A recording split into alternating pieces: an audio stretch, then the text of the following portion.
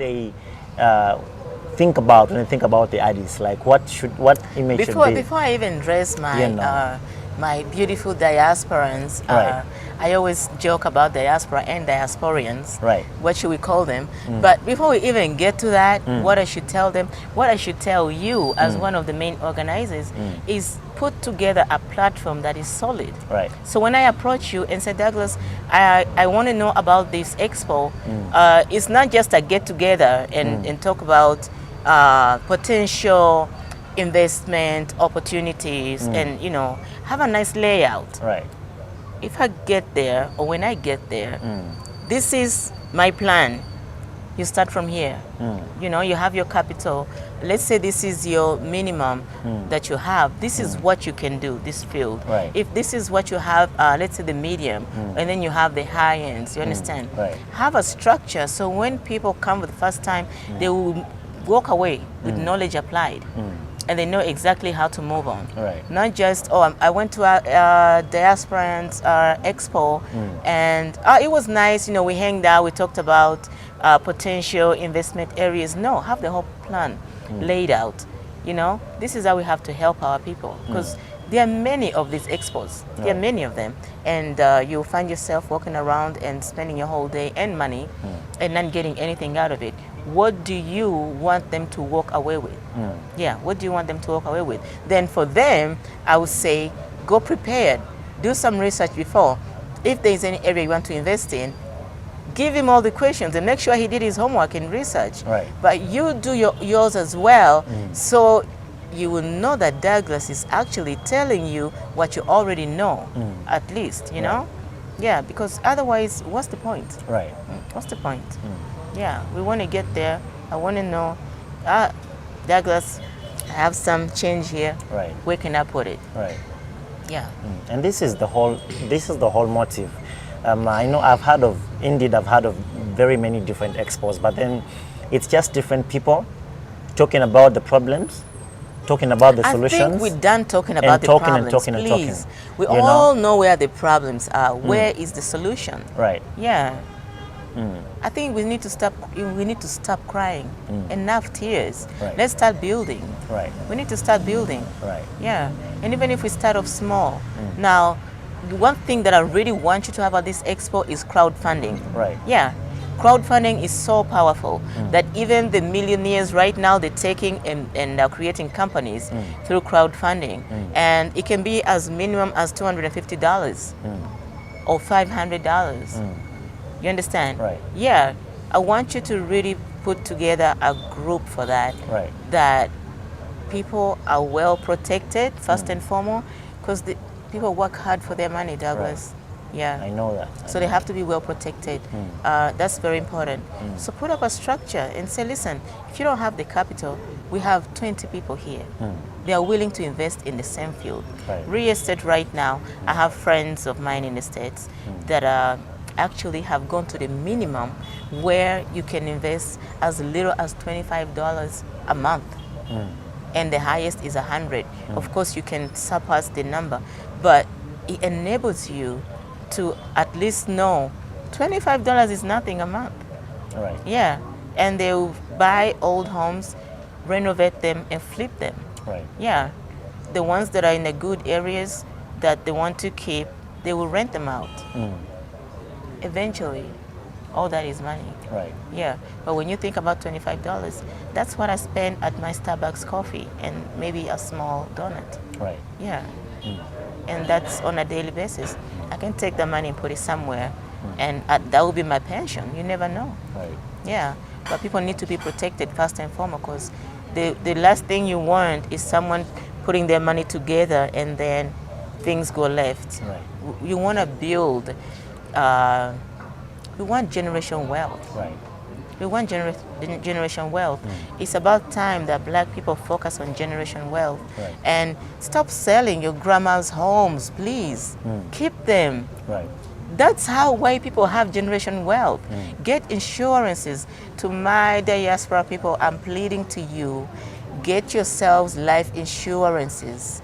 They help. If something happens to you and you have your children, they will not lack anything.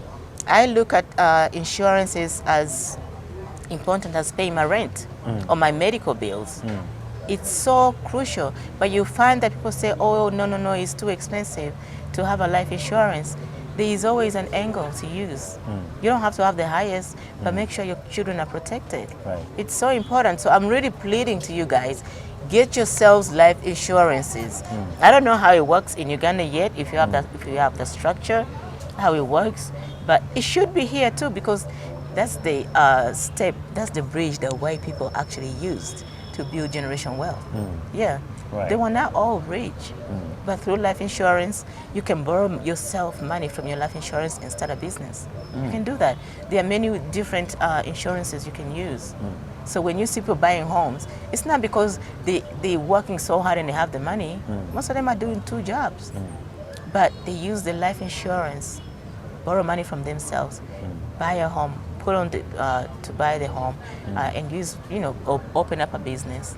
You can do that. You can borrow money from your life insurance and put it back. Right. Your business is growing, you put your money back. Oh, God forbid, tomorrow is never promised. Tomorrow is never promised. And now with COVID, so many people died that didn't expect to die and left their children, without the right protection. So we need to do better.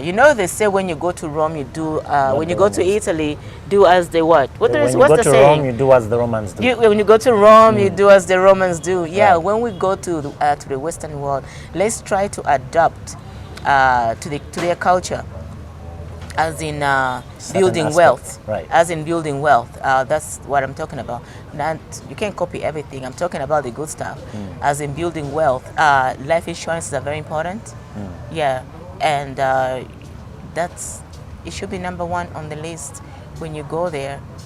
Just even to insure your properties, if something happens, you're covered. So you don't have to start all over again, because things are everywhere. It's not just yes, it's not just out here. It's not out here. So have yourself insured. So you're walking, you are insured property. So you don't have this stress of oh my God, what will happen if I get sick, my kids, and then take charge of the grants. There are so many grants that our people are not familiar with. There's so much knowledge that we're not applying. I would tell you that most families don't really have to do 2 jobs or 3 jobs to sustain. There are so many grants when you have children that you can use, but most people don't know. They don't know, so they don't apply that. Yeah, and then of course it depends on which country or which state you're living in, but there's always something. Trust me, there's always something. Right. Yeah, do some research. After school programs can be free. Yeah, if your children want to do certain programs, and right now with technology, for you that are listening, there's tons of grants. Encouraging young kids to go into coding. Yeah, there are a lot of programs, so you just have to do your research and find out and get someone to help you to apply if you don't know how to do that. Right. The communities always have people to do this. Yeah. Well, we could sit and cover different things, because there's so many questions that that keep popping up when you respond to something. But in the interest of time, I know you have some other errands to run. In closing, you mentioned that you spoke about the expo that we're having. The goal is not to have people talk, and I know you're one of our keynote speakers, plus a few other very well-established people on the continent and in the diaspora. So we are believing the Lord that it's going to be very watertight, and our people are going to go back home with some apples, so to speak, fruits from the expo. And we are working big apples. Right. You need to look into the AGOA products that are tax-free to bring into the United States and some other countries. You need to look into the program. A lot of our people are not really familiar with it. You need to look into the program. Let it be one of your main areas to talk about during the expo. Yeah. Right. Well, we really appreciate the wisdom and the time. Thank you. And the patience. I know probably your phone is ringing every 2 minutes, but you will really want to appreciate. That's the life of my phone. Yeah, I know you're a very busy person, but to all our viewers that are watching out there, we are coming to the end of our very interesting, interview with our sister, Miss Olivia Nantongo, the head of trade and Investment, Office of the President, Diaspora Affairs. She's based in the United States. Thank you so much for creating the time. Thank you so much for blocking out certain engagements to come and speak to us. And I know we shall be with you again the time that you'll be flying out before your flight. So for me, Douglas Majorga, we are here with the Ikombe TV, our team from Congo, our media team, and we are in Monaco, Kasubi, at the Power King Hotel with our beautiful queen, Olivia Nantongo. Any final remarks? Mr. Majegwa. Majwega, right? Majwega. Right. Yes, any final words for our audience? Well, thank you so much, first and foremost, for inviting me. It's been a pleasure. These discussions are very important, not just from me, but any diaspora that you get a chance to talk to. Let them highlight their story if they are able to. Maybe some people don't want to be in the front line. But there are ways of doing it, you know, there are ways of doing it. So it's important that they feel they have a voice, first and foremost. It's important that they're protected.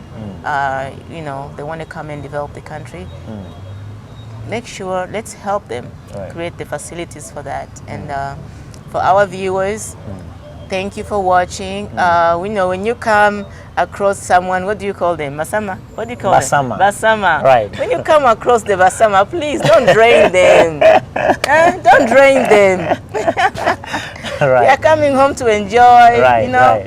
Don't drain them. Try to be supportive and understanding, because nothing comes easy, you know. They work so hard, the weather conditions, and the little time they have for vacation, they come home to spend it with the families. So don't drain them. Don't be angry when they can't send you the money when you need them, and you see them on social media posting, drinking a cup of coffee, and you say, no, look, they're out having fun. They didn't send me the money. They are struggling too. The amount of stress that...